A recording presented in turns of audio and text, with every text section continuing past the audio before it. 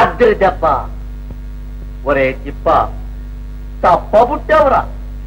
ఈ కూరొకటి గొడవ తెచ్చిందే గాని లేకుంటే రాజోళ్ళంతా నీ ముందు దిగుదొడిపే కదంట్రా.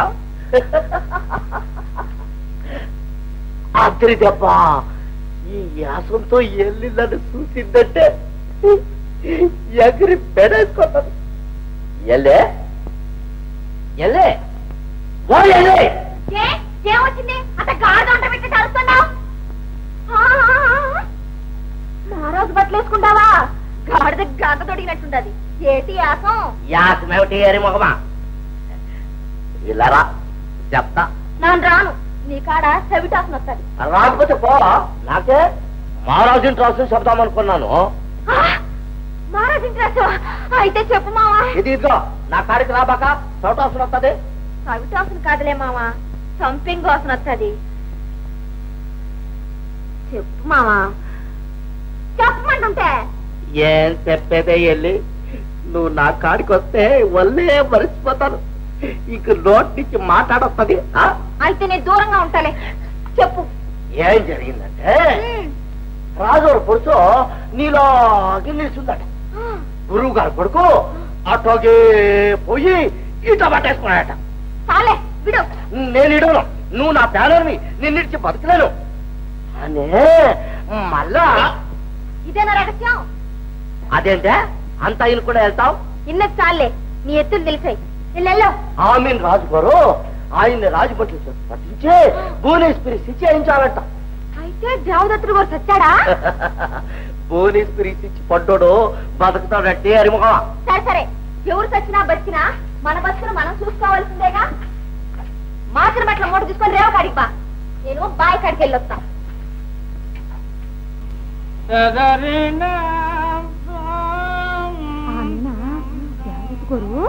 దివాణంలోకి వెళ్ళి రాజుగారు పెళ్లి చేసుకోమన్నారంట. ఆమెనా రాజుగారు ఏం చేశారంటే దేవదత్తుడు గారిని శిక్షాసాలకు పంపించారంట. ఆమె రాజుగురు గారు ఆయనకు భువనేశ్వరి శిక్ష చేశారంట. మా అంకాలమ్మా కన్న కొడుకని కూడా చూడకుండా అంత కఠిన శిక్ష చేశాడనమాట రాజుగురు. ఆ రిసీవే అంతా ఓర్ తప్పు చేసినా సరే శిక్ష చేసేస్తారు. ఆయన మనకెందుకు రండి మా అంకాలమ్మ గారు. ఇదిగో ఈ విషయాలు ఎవరితో అనమాకండి. రాసూరింటి గుట్టు.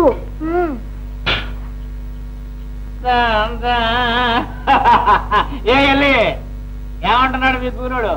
నీ చెట్ల కొట్టమంటున్నాడు. ఏ ఎందుకు చుట్టు కొట్టారు? చెట్లు కొట్టబెట్టి పళ్ళు కూడా రాబోతారు. పరాయణాన్ని చూసి పల్లిగిలిస్తే ఏళ్ళు వచ్చాయి. ఎందుకు సిగ్గు సరే లేకపోయాక? ఏమిటి ఏమిటి ఏమిటి ఏమిటి ఏమిటి ఏమిటి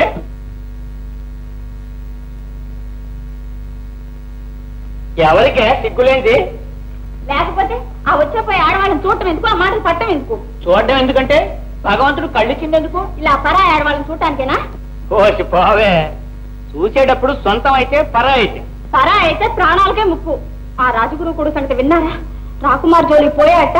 భువనేశ్వరి పేరు శిక్ష వేశారట. ఏమండి మీ కాలుకి ఎక్కుతానండి. నా బగ్గు కొంచెం పాడు చేయకండి. ఏమిటే నీ గోళ? నేను చూసేది. ఏమండి నేను పతివ్రతనండి. పతివ్రతలు కన్నీళ్లు కనిపిస్తే మీకు కళ్ళు పోతాయండి. నీ పాతివ్రత్యం మండిందిలే. అవతల బా. పతివ్రతట పతివ్రత.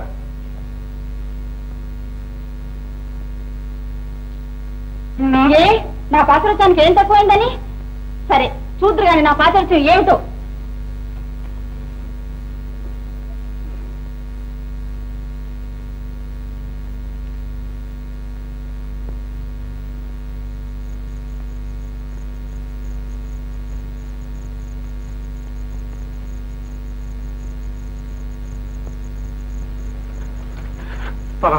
నీ మేలు అన్నిటికీ మర్చిపోలేదు. నాదేమో చెన్నయ్య గారు, పెద్దయ్య గారు రుణం ఈ విధంగానే తీర్చుకోగలిగాను. ఇదిగో నోట్ తీసుకోండి.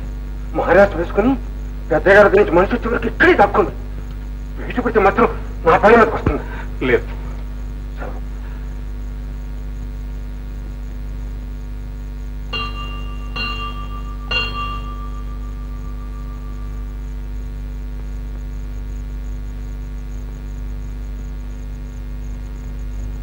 అమ్మా భువనేశ్వరి, నువ్వు పతివ్రతం.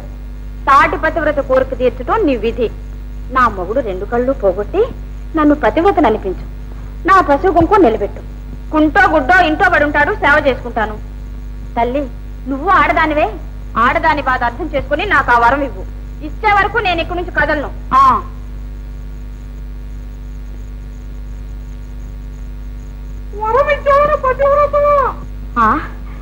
ఇచ్చావా తల్లి? వరం ఇచ్చావా? నా పాత్ర వచ్చి నిలబెట్టావా? అయితే 1000 కళ్ళు తల్లి, నీకు 2000 కాళ్ళ జీవాలను ఇస్తాను. వస్తాను.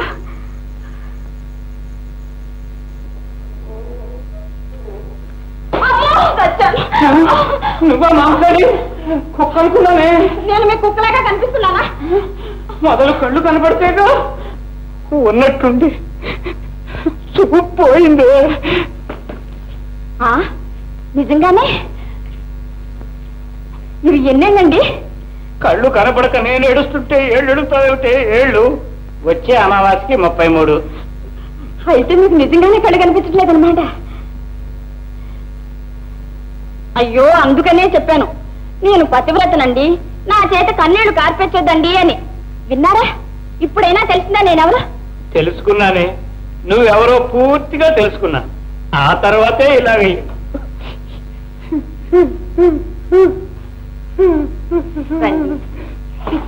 మీరెందుకండి బాధపడతారు? నేనున్నానుగా, రండి.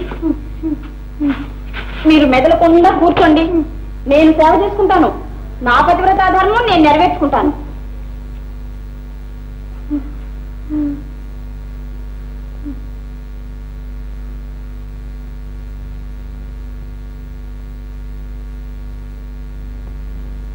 అందుకే అలా చేయవలసి వచ్చింది. పూలమాలతో నిన్ను నిర్దోషిగా నిరూపించినావు. మహారాజు తన కుమార్తెను నీకిచ్చి వివాహం చేస్తాడనేది కల్లా. పైగా నీవు బ్రతికి ఉన్నట్టు తెలిస్తే నేనేం చేసినా నీ కొరకేనని సందేహించడానికి అవకాశం ఉంటుంది. అందువల్లే నీవు మరణించినట్లు అందరినీ నమ్మించాను. కొంతకాలం ఎక్కడైనా తలదాచుకో, నీ కోరిక తప్పకుండా నెరవేరుస్తాను నాయనా. అలాగే నాన్నగారు. చీకటి పడే వరకు ఇక్కడే ఉండి ఎవరి కంట పడకుండా జాగ్రత్తగా వెళ్ళాలి సుమా.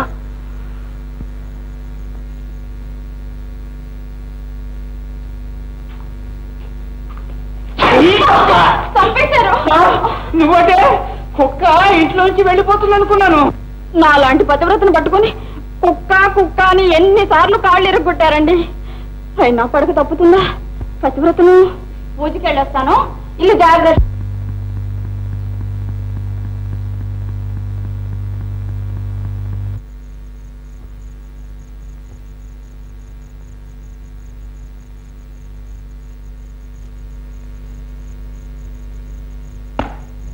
అమ్మా భువనేశ్వరి, మొక్కే మొక్కకు ముందే అడిగిన వరం ఇచ్చావు, నా కోరిక తీర్చావు. తీరక ముందే నీ మొక్కు తీర్చాలని వచ్చాను, తీరుస్తున్నాను. ఇవిగో 2000 కాళ్ళ జీవాలు.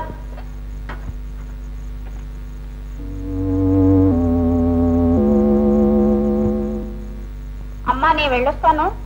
పతివ్రతాధర్మం పాటించాలిగా మరి.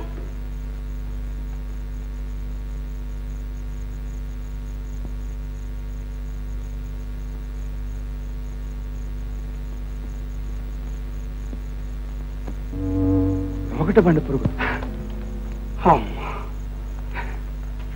ఎంత మోసం!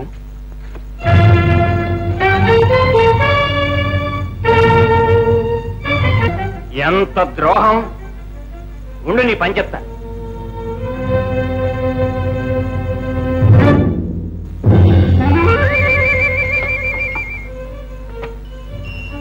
మాంకాళి, అమ్మవారి వెనక దాక్కుంటే తప్పుతుంది అనుకుంటున్నావా? చూడు ఇప్పుడు ఏం చేస్తాను.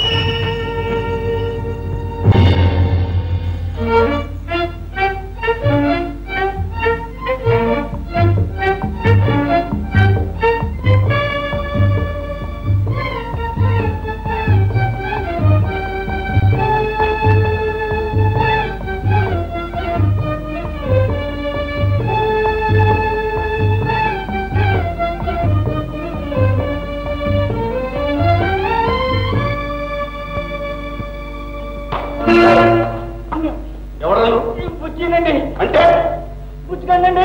మా వెంట పడలేదు. నా పెళ్ళం అనుకున్నాను. కళ్ళు కనపడ్డావా? నాకెందుకు కళ్ళు కనపడవండి? దానికోసం నా ఆటకు ఆడాను. అంతే. అయితే మొగుడు కళ్ళు పోవాలని మొక్కుకున్న ఆ పతివ్రతేనా నీ భార్య? పాతివ్రత బండాలను దాంతో వేగలేక తస్తున్నానండి. ఇంతకీ తమరెవరండి? నేనా? నేను పరదేశి. అయితే మీరు కూడా ఆడదాని బాధకు తట్టుకోలేకే పరదేశి అయ్యారా? కాదు, పగ సాధించడానికి, పని పట్టడానికి. అయితే ఆ ఉపాయం ఏదో నాకు కూడా కాస్త చెప్పండి, నేను మా పతివ్రత పని పడతాను. నేను ఇక్కడ ఉండటం లేదు, వెళ్ళిపోతున్నా. నేను ఉండదలుచుకోలేదండి, ఉన్నానా? మా మహంకాళికి నా కళ్ళు పోలేదని తెలిసిందంటే ఏ జిల్లేడు పోలో తీసుకొచ్చి నా 2 కళ్ళు పోగొట్టి తాను పతివ్రతను అనిపించుకుంటుంది. కదండి బాబు, మనిషికి మనిషి తోడు. రండి బాబు, రండి రండి రండి. సరే పద.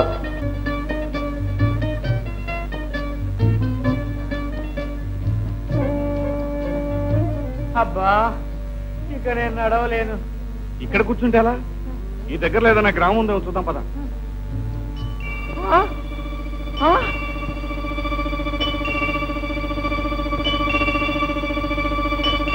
ఏమిటిది పల్లకి ఆకాశంలో ఎగురుతుంది?